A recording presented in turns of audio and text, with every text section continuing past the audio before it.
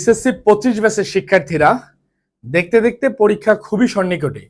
Last 2-3 দিন যে কয়েকটা বিষয় তোমার অবশ্যই মেনে চলতে হবে, এই কয়েকটা বিষয় নিয়ে একটু কথা বলার চেষ্টা করব আজকে। প্রথমতই যে কথাটা বলার চেষ্টা করব, ভাই তুমি অলরেডি অনেক পড়াশোনা করে ফেলছো এবং তোমার প্রস্তুতি মোটামুটি একটা লেভেলে চলে আসছে।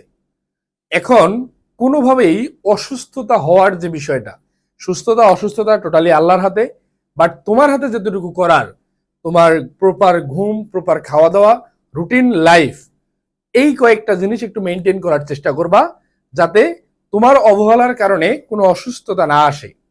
দ্বিতীয়ত যে কথাটা বলবো, অবশ্যই ভাই শিক্ষার্থীরা অনেক রাত জেগে পড়ার একটা অভ্যাস তৈরি করে, যার ফলে মাথাটা তার ঠান্ডা হয় না এবং হয়তোবা এই রাত জাগার ফলে সে কাঙ্ক্ষিত পরীক্ষাটা কেন দিতে পারবে না। দেখো, তুমি যদি এখন রাত জাগার অভ্যাস করো, তুমি চাইলে পরীক্ষার আগের দিন রাতে আর ঠিকঠাক ঘুমাইতে পারবে না। তার মানে যদি তোমার পরীক্ষার আগের দিন রাতে আসলে ঘুম ভালো না হয়, পরীক্ষার আগের দিন রাতে যদি তোমার ঘুমটা ভালো না হয়, তুমি কিন্তু ভাই ভালো রকমের ধরাটা খেয়ে যাবা। 7টা সৃজনশীল লিখতে হবে, এইরকম মেন্টালিটি নিয়ে কিন্তু প্রস্তুতিটা নিতে হবে। ঘুম, সুস্থ থাকার চেষ্টা করা, আর বাকিটা তো মানে আল্লাহর ইচ্ছা, বাট তোমার চেষ্টাটা তোমাকে করতে হবে।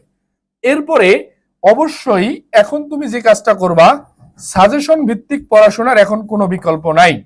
এই সাজেশন ভিত্তিক পড়াশোনার জন্য তুমি এতদিন যা পড়ছো, এই কয়েকটা বিষয়কে তোমরা হয়তো বা একটা খাতার মধ্যে আবদ্ধ করছো, বা তুমি যে নোট ডাউন করছো, এই জিনিসগুলো কালেক্ট করে রাখো, হাতের কাছে নিয়ে রাখো। পরীক্ষার হলে যাওয়ার পূর্বের জন্য অবশ্যই কিছু কলম রেডি করে নাও, এবং পরীক্ষার প্রস্তুতির শেষ সময়ে অবশ্যই ভাই মাথা ঠান্ডা রাখার জন্য প্রেসার কম নিতে হবে। অনেক হইছে, মাথায় রেখো তুমি যতটুকু পড়ছো অতটুকু নিয়ে এ প্লাস তোমার সম্ভব। এই বিশ্বাসটা নিয়ে আসো, ইনশাল্লাহ পরীক্ষা ভালো হবে। হুরাঙ্গামের কিছু নাই। মনে রাখবা কলেজের একটা টেস্ট পরীক্ষা দিতে যাচ্ছ, এটা মনে রেখে পরীক্ষার হলে মানে যাইতে পারলেই, এবং পরীক্ষার হলটাকে ফাইনাল এক্সামের হল না মনে করে যে ভাই আমি একটা কলেজ পরীক্ষা দিতে আসছি, এমন একটা ফিল আনতে পারলে ইনশাল্লাহ পরীক্ষা ভালো হবে।